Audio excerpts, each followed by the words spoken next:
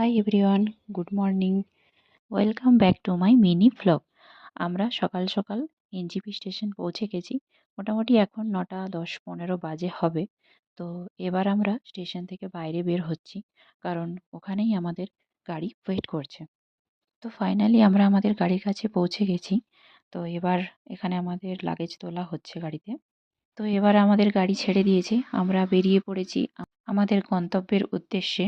এতদিন ধরে যে ভেবে যেতাম যে একদিন ঘুরতে যাব দার্জিলিং, তো ফাইনালি এটা আমার স্বপ্ন পূরণটা হলো।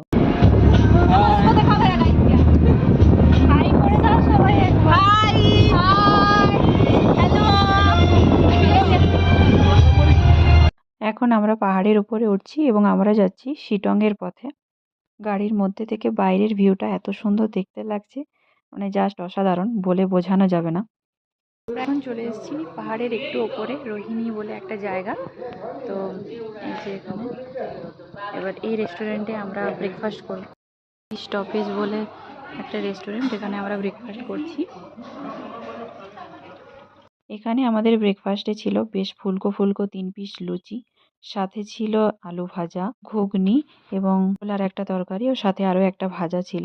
এবার খাওয়া শুরু করি, কারণ প্রচণ্ড খিদে পেয়েছে, পেটে এবার ছুঁচোই ডন মারছে। লুচিগুলো সত্যি খুব নরম ছিল এবং খাবারগুলো যথেষ্ট ভালোই ছিল, খুব টেস্টি। তারপরে আমরা আবার নিয়ে নিয়েছি এগ অমলেট। এই জায়গা থেকে পাহাড়ের ভিউটা একটু দেখো, এই যে জাস্ট অসাধারণ সুন্দর লাগছে দেখতে।